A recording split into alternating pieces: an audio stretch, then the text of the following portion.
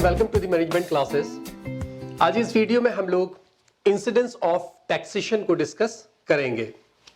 इसको हम incidence of taxation भी कहते हैं और टैक्स इंसिडेंस भी कहते हैं।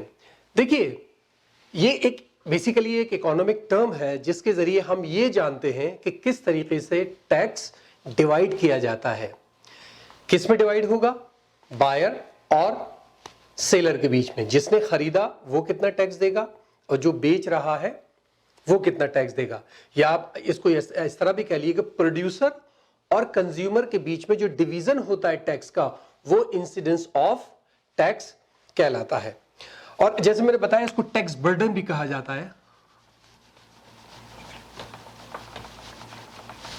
इसको टैक्स बर्डन भी कहते हैं कि जिसके ऊपर ये टैक्स पड़ा, अगर जिसको देना है उस पर टैक्स बर्डन है इसका। ठीक है, देखिए एक बात ये सोचने की होती है कि ये इंसिडेंस ऑफ टैक्स या डिवीजन क्यों आ रहा है। हमें कभी कभी ऐसा लगता है कि एक आदमी जो टैक्स जाकर जमा कर रहा है, जो पे कर रहा है, वही एक्चुअल में टैक्स दे रहा है। ऐसा नहीं है। टैक्स जो है वो शिफ्ट किया जाता है। अब जैसे मैं पिछली वीडियो में बार बार ये एग्जांपल दिया है कि आप कोई चीज बाजार से खरीदते हैं, उस पर आप जो टैक्स देते हैं तो वो टैक्स आप जमा नहीं करते हैं, टैक्स सेलर जमा करता है, प्रोड्यूसर जमा करता है वो। ठीक है, और इसलिए जो आपको फर्स्ट इंस्टेंस में लगे कि साहब ये जाके जमा कर रहा है, तो ऐसा नहीं है कि वो उसी पर बाउंड हुआ हो। दे कोई और रहा है, शिफ्ट इसने किसी और पे किया और दूसरा दे रहा है। मतलब किसी के ऊपर ये लगाया गया, उसने शिफ्ट किया, तो जिस पे शिफ्ट किया उसने उसको टैक्स दिया और इसने जाकर गवर्नमेंट को जमा कर दिया। अच्छा, इसको समझने से पहले हम तीन टर्म्स हैं जिसको हम थोड़ा सा क्लियर कर लें, तो फिर हमें इंसिडेंस ऑफ टैक्स समझ में आ जाएगा। इंसिडेंस तो मैंने समझाया, इंसिडेंस ऑफ टैक्स जिसके ऊपर जो भी वो टैक्स दे रहा है, जिसके ऊपर उसका जिसके ऊपर आकर पड़ा है वो देगा। और इसमें एक दो और टर्म होती हैं, एक होती है इंपैक्ट और एक होता है इफेक्ट।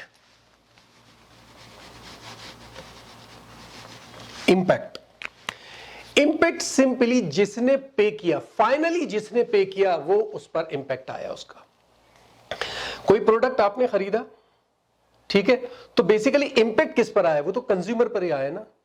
वो दे रहा है, वो दे रहा है, सब है, लेकिन एंड में अब वो क्या कह रहे हैं कि साहब जो प्रोड्यूसर है उसने उससे लिया, क्या नाम है, डिस्ट्रीब्यूटर से, डिस्ट्रीब्यूटर ने होलसेलर से लिया, होलसेलर ने कस्टमर उससे, रिटेलर से लिया, रिटेलर ने कस्टमर से लिया। तो अल्टीमेटली इंपैक्ट किसके ऊपर आया? कंज्यूमर के ऊपर, जिसने फाइनल उस प्रोडक्ट को कंज्यूम किया। और एक और होता है effect, tax effect. Tax effect का मतलब यह है कि टैक्स जब लागू हो गया तो उसका क्या असर हुआ। होता है ना, जैसे मैं बिल्कुल हट के मैं एक एग्जांपल दे रहा हूं, उसको आप किसी से कोरिलेट मत करिएगा। मेडिकल में जनरली देखा होगा, जब किसी पेशेंट को देख रहे हैं और उसकी तबीयत ज्यादा खराब हो गई, कोई दवा काम नहीं आ रही, तो डॉक्टर क्या सोचते हैं कि लाओ ये इंजेक्शन और देकर देख लें क्या होता है इससे। और वो कभी कभी निकल भी जाता है इसमें। तो बेसिकली उसका इफेक्ट देखते हैं वो, कि इसका इफेक्ट इस पेशेंट पर क्या हुआ। पॉजिटिव भी हो सकता है और नेगेटिव भी हो सकता है ना। सेम यही सिचुएशन है टैक्स की। टैक्स जब लगेगा तो प्राइस बढ़ेंगे, और जब प्राइस बढ़ेंगे तो डिमांड घटेगी, तो डिमांड जब घटेगी तो प्रॉब्लम्स आएंगी मार्केट में। जो छोटी फर्म्स हैं वो हो सकता है छोड़ भी जाए, जैसे मैंने डॉक्टर का एग्जाम्पल दिया कि पेशेंट है ना। तो इस तरीके से जो हम इंसिडेंस देखते हैं उसका, जो हम उसका इफेक्ट देखते हैं after applying the tax, after leaving the tax on the product, जाहिर है उसकी डिमांड जब घटेगी तो कुछ ना कुछ इफेक्ट मार्केट में आएगा, उसको हम टैक्स इफेक्ट कहते हैं। ठीक है, अब पहले हम इसके डिटरमिनेंट्स पढ़ें, तब हमें ये चलेगा कि ये टैक्स बॉर्न कैसे होता है, कैसे इंसिडेंस आती है, किस तरीके से डिवाइड किया जाता है। तो इसमें पहले पढ़ेंगे हम factors determining tax incidence. Factors determining tax incidence. वो कौन से फैक्टर्स हैं जो इंसिडेंस ऑफ टैक्स को डिटरमिन करते हैं, जो बताते हैं कि इस तरीके से टैक्स डिवाइड किया जाएगा, किस तरीके से हम समझें कि टैक्स किस बेस पर डिवाइड किया जाता है। ठीक है, तो उसमें सबसे इंपॉर्टेंट जो आता है वो आता है elasticity of demand.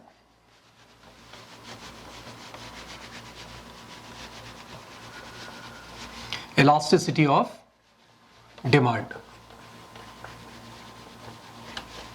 Price elasticity of demand, बल्कि आप इसको सिंपल इलास्टिसिटी कहिए, क्योंकि वो डिमांड में भी है और सप्लाई में भी है, वो बेहतर है हम इसको इलास्टिसिटी लिखें। सॉरी, देखिए इलास्टिसिटी मैंने पहले भी वीडियो अगर आपने देखी होगी, मैंने उसमें बताया था, बहुत सिंपल सा एक मेथड है। मैं प्रोड्यूसर हूं, मेरे ऊपर टैक्स लगाकर, तो मैं क्या करूंगा, मैं ये देखूंगा कि प्राइस बढ़ने से क्या डिमांड कम होगी मेरे प्रोडक्ट की। अगर डिमांड कम हो रही है तो इसका मतलब वो प्रोडक्ट इलास्टिक है, और अगर प्रोडक्ट इलास्टिक है, मैंने प्राइस बढ़ाए तो मेरी डिमांड कम हो जाएगी, तो ज्यादा से ज्यादा बर्डन मैं अपने ऊपर लूंगा, ज्यादा से ज्यादा इंसिडेंस ऑफ टैक्स मैं अपने ऊपर लूंगा, बर्डन अपने ज्यादा मैं पे करूंगा, थोड़ा सा उन पर कस्टमर पर डाल दूंगा। या अगर मुझे लग रहा है कि बहुत ज्यादा इलास्टिसिटी है तो मैं बिल्कुल नहीं डालूंगा, पूरा मैं दे दूंगा। जैसे लग्जरी आइटम, उसे आप टीवी खरीदने के लिए जाइए, जब आप टीवी खरीदेंगे तो मान लीजिए एक टीवी है 43 इंच और उससे बड़ा एक 52 इंच है, ये 51 इंच है, तो अगर 43 और 52 इंच में बहुत ज्यादा प्राइस में फर्क है तो आप कहेंगे देखना ही तो है, इसी में देख लेंगे। ठीक है, तो यहां पर जो प्रोड्यूसर है वो टैक्स अपने ऊपर ज्यादा लेगा बड़े टीवी का। अगर उस बड़े टीवी पे लगा तो वो सोचेगा इसमें तो लोग फौरन कहेंगे छोटा वाला ले लेंगे, तो बेहतर ये है कि मैं अपने ऊपर ले लूं। लेकिन अगर मेडिसिन है, दवा है, कोई किसी की तबीयत खराब है, आपको दवा लेनी है, तो कितनी महंगी दवा हो, ये वाली दवा चाहिए, पर्टिकुलर दवा आपको उस इलाज के लिए चाहिए। इस केस में डिमांड इन इलास्टिक होती है, और जब डिमांड इन इलास्टिक होती है तो प्रोड्यूसर ज्यादा से ज्यादा बर्डन जो है वो कंज्यूमर पर डाल देते हैं कि कितनी भी प्राइस बढ़ा दो ये खरीदेंगे इसको। ठीक है, इसको फिगर से हम समझते हैं थोड़ा सा और आसानी हो जाएगी।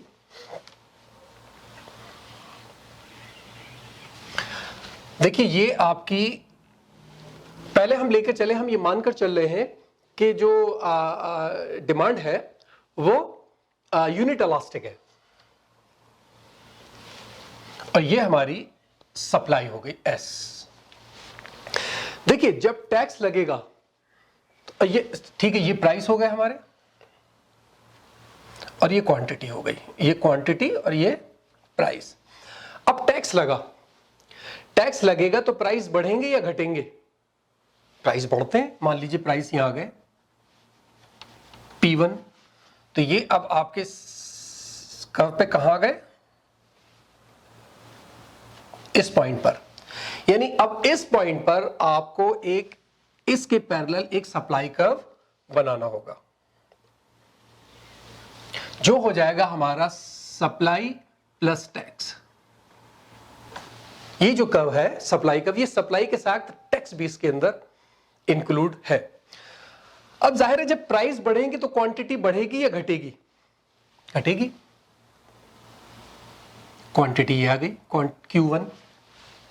ठीक है, अब देखिए इस केस में क्या होगा कि क्योंकि हमने माना है कि ये जो हमारी डिमांड है वो यूनिट इलास्टिक है, तो वो क्या करेगा कि आधा कस्टमर पर रख लेगा और आधा अपने ऊपर रख लेगा। अब आप देखिए जो ये पोर्शन है हमारा, ये ऑलमोस्ट ये किसके पास जाएगा? कंज्यूमर के पास। ये बात याद रखिएगा, ऊपर वाला कंज्यूमर का होता है इसमें हमेशा, और नीचे वाला पार्ट उसका प्रोड्यूसर का होता है, और एक आपका ये आ गया। अब आप देखिए ये दोनों पोर्शन जो है वो लगभग बराबर है। स्केल रख के मत नापिएगा, मैं फ्री हैंड बना रहा हूं। ठीक है, ये प्रोड्यूसर का हो गया, है ना। तो इस तरीके से अगर हम मान के चलिए कि डिमांड यूनिट इलास्टिक है, जितनी प्राइस बढ़ेंगे उतनी डिमांड पे फर्क पड़ेगा, तो वो कहेगा ठीक है आधा दे ले, आधा हम ले लेते हैं, काम चला लेंगे। अब अगर मानिए डिमांड इलास्टिक है,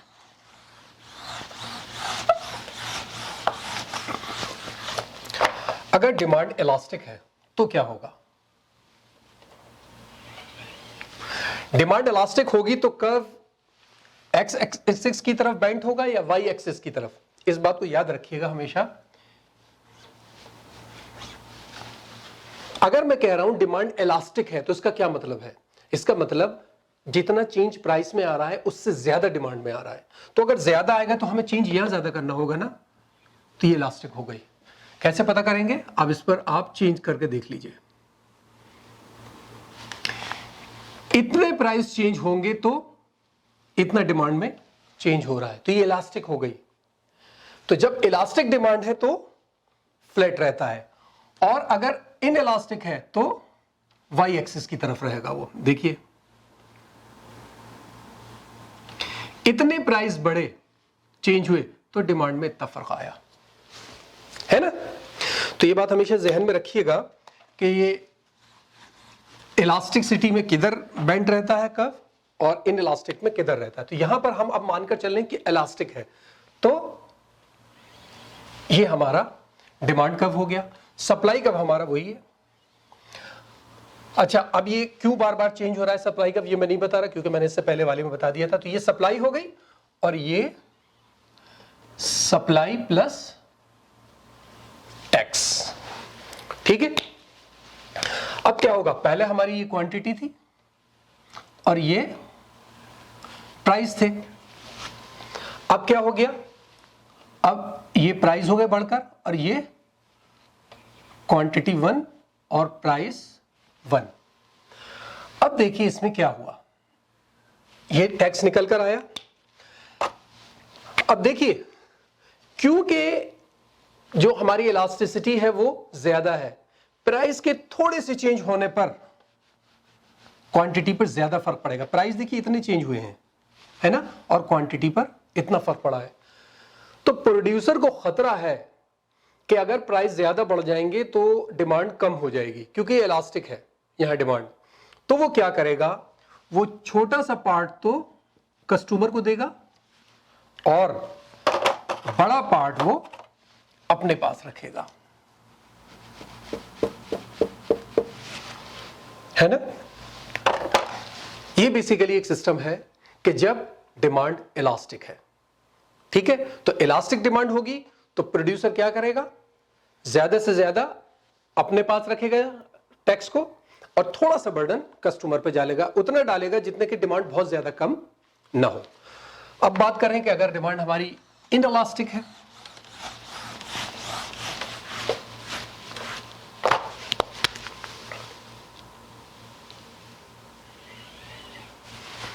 अब मान लीजिए डिमांड इनइलास्टिक है, ठीक है, सप्लाई वही है हमारी, ये सप्लाई हो गई और ये सप्लाई प्लस टैक्स हो गया, ठीक है। पहले हमारी ये क्वांटिटी थी और ये प्राइस थे। अब नई वाली ये क्वांटिटी आ गई और ये प्राइस आ गया, P1 और Q1, ठीक है। इस केस में क्या होगा? देखिए अब उसको पता है ना, अब उसे मालूम है, मेडिसिन का केस है, कितनी भी प्राइस को बढ़ा दिए जाए डिमांड पर बहुत ज्यादा फर्क नहीं पड़ेगा। हो सकता है थोड़ा बहुत पड़ जाए, लेकिन नहीं पड़ेगा, क्योंकि मेडिसिन तो चाहिए आदमी को, कार चलाने के लिए पेट्रोल तो चाहिए, ठीक है। आप शाम को रोज घूमने जाते थे, एक दिन नहीं जाएंगे, लेकिन डिमांड आपकी रहेगी। तो कोशिश वो करता है कि जब डिमांड पे असर नहीं पड़ेगा, डिमांड इनइलास्टिक है, तो मैं मेजर पोर्शन जो टैक्स का है वो कंज्यूमर पे डाल दूं, थोड़ा सा मैं खुद दूं। तो देखिए इस वक्त जो कंज्यूमर का होगा वो बड़ा पोर्शन हो जाएगा, और जो प्रोड्यूसर का है वो छोटा हो जाएगा। समझ रहे? बहुत मुश्किल नहीं है, थोड़ा सा फिगर को समझने की जरूरत है, समझ जाएंगे तो आ जाएगा। बस अब ये याद रखिए कि जैसे हम पहले से सप्लाई है हमारी, ये सप्लाई कब लेफ्ट पे शिफ्ट करता है हमेशा जब सप्लाई में टैक्स लग जाता है। टैक्स लगेगा तो प्राइस बढ़ते हैं, क्वांटिटी कम होती है। और अगर डिमांड यूनिट इलास्टिक है तो प्रोड्यूसर चाहता है कि 50-50 कर लें, आधा उसको दे दें, आधा हम ले लें। डिमांड अगर इलास्टिक है तो उसको पता है डिमांड पे ज्यादा चेंज पड़ेगा, तो वो मेजर पोर्शन अपने ऊपर लेता है, छोटा पोर्शन उधर देता है। और अगर उसको पता है डिमांड इन इलास्टिक है, कोई फर्क नहीं पड़ने वाला, और पड़ा तो बहुत थोड़ा सा फर्क पड़ेगा डिमांड पे पैसे बढ़ने से भी, तो वो ज्यादा से ज्यादा प्रोड्यूसर को, वो कंज्यूमर को दे देता है, ठीक है। अच्छा, ये तो अभी मैंने एक डिटरमिनेंट बताया, और जाहिर है ये एक इंपॉर्टेंट भी है और सबसे ज्यादा बड़ा भी है, बाकी और डिटरमिनेंट है। मैं उनको बता देता हूं। जैसे दूसरा है प्राइस। प्राइस भी एक डिटरमिनेंट है। प्राइस कैसे डिटरमिनेंट है? देखिए, प्राइस अगर चेंज होंगे ही नहीं तो इंसिडेंस ऑफ टैक्स का कोई मायने ही नहीं है।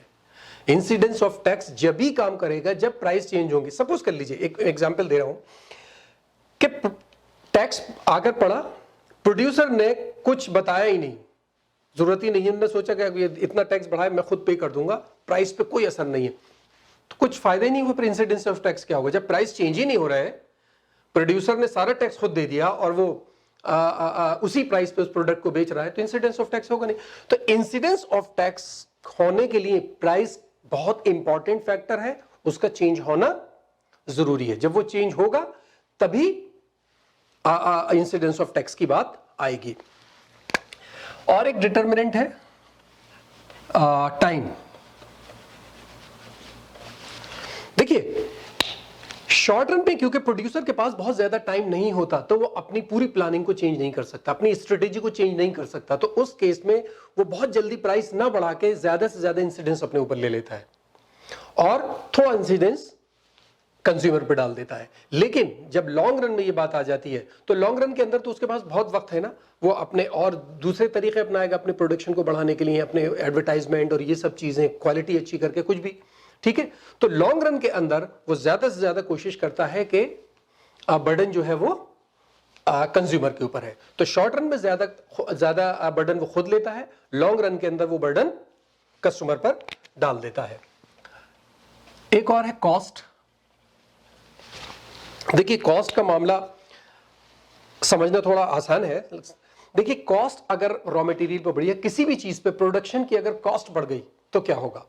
देखिए, कॉस्ट बढ़ने से सबसे पहले प्राइस बढ़ते हैं, ठीक है। और अगर प्राइस बढ़ेंगे तो डिमांड रिड्यूस हो जाएगी। डिमांड रिड्यूस होती है तो प्रोड्यूसर अपना प्रोडक्शन कम करता है, और जब वो प्रोडक्शन कम करेगा तो उसकी एवरेज कॉस्ट जो है वो बढ़ने लगेगी, और जब एवरेज कॉस्ट बढ़ेगी तो फिर प्रॉब्लम आएगी। और इधर टैक्स आ गया, मरे में दो लाते हैं, वो तो पहले से परेशान है, अब एक टैक्स आ गया। इस केस में जो प्रोड्यूसर है वो पूरी की पूरी कोशिश करता है कि मैं किसी तरीके से अपने टैक्स को कंज्यूमर पर शिफ्ट करूं, ठीक है। नेक्स्ट है नेचर ऑफ टैक्स। किस तरह का टैक्स है? नेचर ऑफ टैक्स यानी डायरेक्ट है या इनडायरेक्ट है। ये हम बार बार पढ़ते आ रहे हैं। जो डायरेक्ट टैक्स होता है वो शिफ्ट नहीं किया जा सकता, उसका जो बर्डन है वो पूरा इनकम वाले के पास होता है। और जो इनडायरेक्ट टैक्सेस हैं, सेल टैक्स है जैसे, तो ये सारे जो हैं वो शिफ्ट हो सकते हैं किसी दूसरे के ऊपर, ठीक है। और आखिरी है इसमें मार्केट फॉर्म। मार्केट फॉर्म किस मार्केट की बात कर रहे हैं आप? जैसे आप अगर परफेक्ट कॉम्पिटिटिव मार्केट की बात करें, परफेक्ट कंपटीशन के अंदर क्योंकि प्राइस इन प्रोड्यूसर्स के हाथ में नहीं होते, तो जिधर मार्केट का भाव जा रहा है उधर ही चलते हैं। तो दोनों केस होते हैं, इस पर भी आ सकता है, इस पर भी आ सकता है। तो इसके अंदर जो इंसिडेंस है वो शिफ्ट करता है, किसी भी डायरेक्शन में चल सकता है। लेकिन अगर आप मोनोपोली की बात करें तो उसके ऊपर तो प्राइसिंग पावर होती है ना मोनोपोलिस्ट के पास, तो वो तो उस वक्त तक शिफ्ट करता रहेगा जब तक उसको लगे कि उसकी डिमांड पर फर्क बहुत ज्यादा नहीं आ रहा है, क्योंकि वो अकेला बेचने वाला है, उसका अकेले का प्रोडक्ट है, आदमी को उसके प्रोडक्ट की जरूरत है, वो खरीदेगा ही खरीदेगा। इस वजह से वो कंज्यूमर के ऊपर बढ़ाता रहता है, ठीक है। ये तो फैक्टर्स हो गए जो इंसिडेंस ऑफ टैक्स को डिटरमिन करते हैं। अब हम देखते हैं कि आखिर वो टैक्स कौन कौन से हैं, कौन कौन से टैक्स हैं जिनसे कि इंसिडेंस ऑफ टैक्स पता चलता है कि ये वाले टैक्स में कितना इंसिडेंस है, इस वाले में हो सकता है, इसमें नहीं हो सकता। तो इंसिडेंस ऑफ सम टैक्सेस देखेंगे। इंसिडेंस ऑफ सम टैक्सेस, ठीक है। हम यहाँ कुछ टैक्सेस की बात करेंगे और फिर देखेंगे कि उसका इंसिडेंस क्या होता है, वो टैक्स क्या है, फिर उसका इंसिडेंस क्या होता है, उसका बर्डन किस पर पड़ता है, कौन लेता है उसका बर्डन, क्या वो शिफ्ट हो सकता है या नहीं हो सकता। इसमें सबसे पहला है taxes on personal income.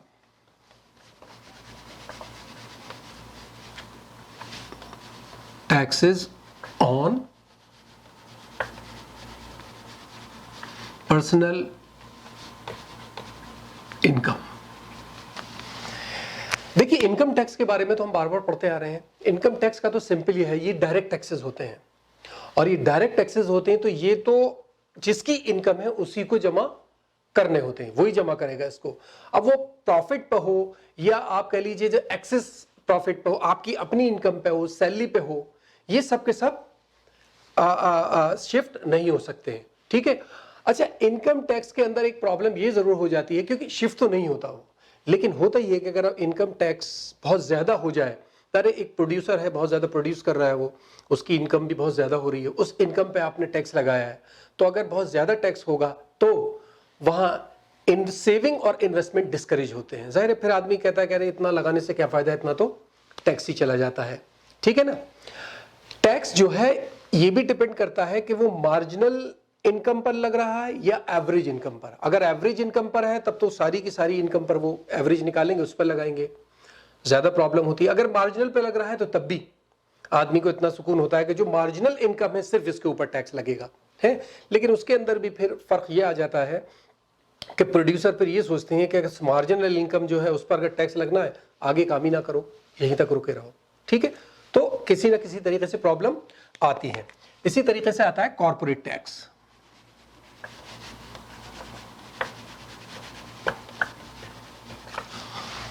Corporate जो कॉर्पोरेशंस पर लगता है, ये टैक्स बेसिकली शिफ्ट तो हो जाता है। ये कॉर्पोरेट टैक्स है, कुछ प्रोडक्ट आपने बनाया, आपने बनाकर उसको बेचा और उसको शिफ्ट कर दिया, लेकिन वहां भी प्रॉब्लम हो जाती है।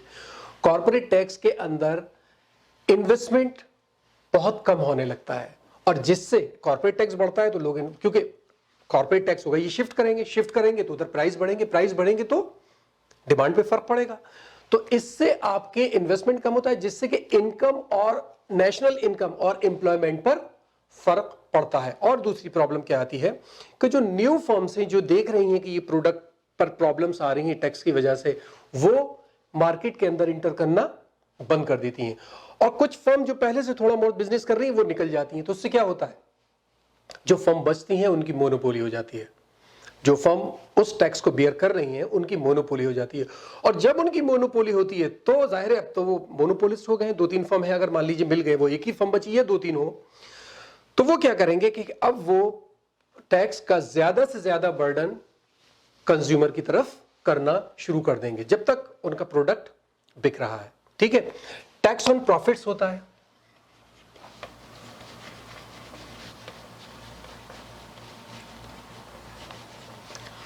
जो सिर्फ प्रॉफिट हुआ है, हमने ऊपर टैक्सेस ऑन पर्सनल इनकम पढ़ाते हैं, इसमें तो सारी इनकम है, ठीक है, सैलरीज भी हैं इसके अंदर। सिर्फ प्रॉफिट की हम बात करें, यानी आपने जो बिजनेस किया उसमें जो प्रॉफिट आपको हुआ उस पर टैक्स है तो क्या है और क्या वो शिफ्ट हो सकता है। इस मामले में, प्रॉफिट वाले मामले में, दरअसल इकोनॉमिस्ट की अलग अलग राय है। कुछ इकोनॉमिस्ट ये कहते हैं कि क्योंकि ये तो आपने सारे अपने एक्सपेंसेस निकालकर आपने अपना प्रॉफिट निकाला है, तो ये शिफ्ट नहीं होना चाहिए। ये अगर इस पर कोई टैक्स है तो ये प्रोड्यूसर को ही देना चाहिए, ठीक है। लेकिन कुछ इकोनॉमिस्ट कहते हैं कि ये भी तो कॉस्ट का एक पार्ट है, हम पैसा लगा रहे हैं तो या तो हम जितना प्रॉफिट आए हम फिर लगा दें, कॉस्ट बन जाएगी, या हमने उसको ले लिया, तो ये कॉस्ट का एक पार्ट है। अगर ये कॉस्ट का पार्ट है तो इस पर जो टैक्स लग रहा है वो भी आप कंज्यूमर के ऊपर शिफ्ट कर सकते हैं, ठीक है। इसके बाद आ जाता है वेल्थ टैक्स।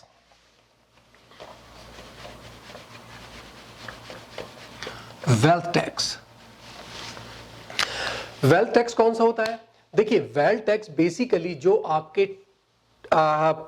टोटल स्टॉक की जो वैल्यू होती है, value of your stock of wealth, यानी जो कंप्लीट आपकी स्टॉक ऑफ वेल्थ है उसकी जो वैल्यू है उसके ऊपर लगाया जाता है। लेकिन जाहिर है आप अगर बिजनेस वाले हैं तो आप इसको शिफ्ट कर पाएंगे, लेकिन अगर आपके पास अपनी प्रॉपर्टी है तो आप उसको नहीं कर सकते। यहां प्रॉब्लम होती है कि जो भी टैक्स है वो आपको ही देना पड़ेगा, और ये भी डिस्करेज करता है इन्वेस्टमेंट को। जाहिर है आपकी प्रॉपर्टी बढ़ती जाएगी तो टैक्स भी बढ़ता चला जाएगा। हाँ, एक फायदा होता है इससे, वेल्थ टैक्स से, कि ये इनइक्वालिटीज को कम करता है। इकोनॉमिक इनइक्वालिटीज जो होती हैं उनको कम करता है। भाई कि कोई किसी के पास इनहेरिटेड बहुत ज्यादा वेल्थ है तो जाहिर है वो ज्यादा टैक्स देगा, किसी के पास बहुत कम है या किसी के पास है ही नहीं तो वो बिल्कुल नहीं देगा।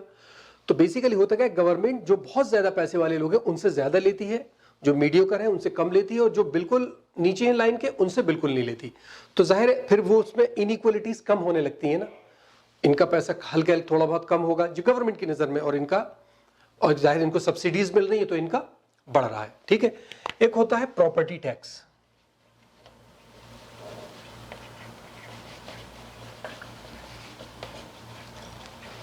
देखिए जो वेल्थ टैक्स है ये तो बेसिकली आप ये कह लीजिए ये तो आपकी नेटवर्थ पर है, ये जो है ये तो नेटवर्थ पर है। भाई हम ये काम कर रहे हैं, हमने यहां लगा रखा है, हमने ये किया है वो किया है, तो वो उसमें से घटा दिया। लेकिन प्रॉपर्टी टैक्स जो होता है ये ग्रॉस वैल्यू पर लगता है। प्रॉपर्टी टैक्स ग्रॉस अमाउंट, जो आपकी टोटल असेट्स की जो ग्रॉस वैल्यू है उसके ऊपर ये टैक्स लगाया जाता है। इसमें भी वही सिस्टम है, अगर आप बिजनेस रन कर रहे हैं और बिजनेस की प्रॉपर्टी है आपके पास तो आप शिफ्ट कर सकते हैं, और अगर आपके पास पर्सनल प्रॉपर्टी है आप खुद अपने लिए यूज कर रहे हैं तो उसको आप शिफ्ट नहीं कर सकते। इसी तरह हो जाता है लैंड टैक्सेशन।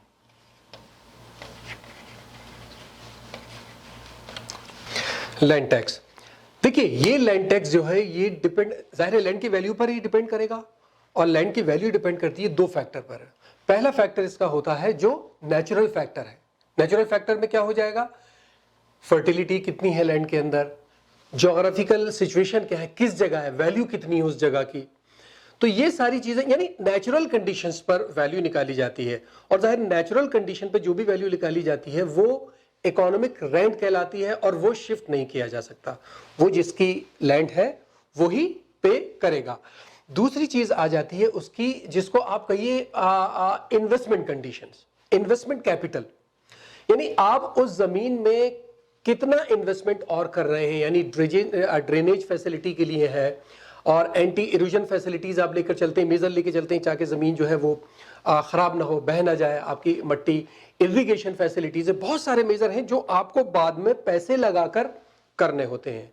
और जाहिर है ये सारी जो है ये एक तरीके का वेरिंग इन इन्वेस्टमेंट है ड्यू टू टैक्स, तो आपको यहां पर इसको शिफ्ट करना चाहिए और कर सकते हैं आप, क्योंकि ये इसके ऊपर जो टैक्स लगा, जो आपने पैसा लगाया वो तो बेसिकली आप अब उसकी वैल्यू बढ़ाने के लिए लगा रहे हैं, तो वो आपको देना पड़ेगा, वो आपको शिफ्ट कर सकते हैं आप कंज्यूमर के ऊपर। लेकिन जो नेचुरल वैल्यूज के ऊपर है वो तो आपने जो जमीन ली है उस पर टैक्स है, वो आपको ऐसे ही देनी होगी। ठीक है, एक आखिरी है इसके अंदर कम्युनिटी टैक्स।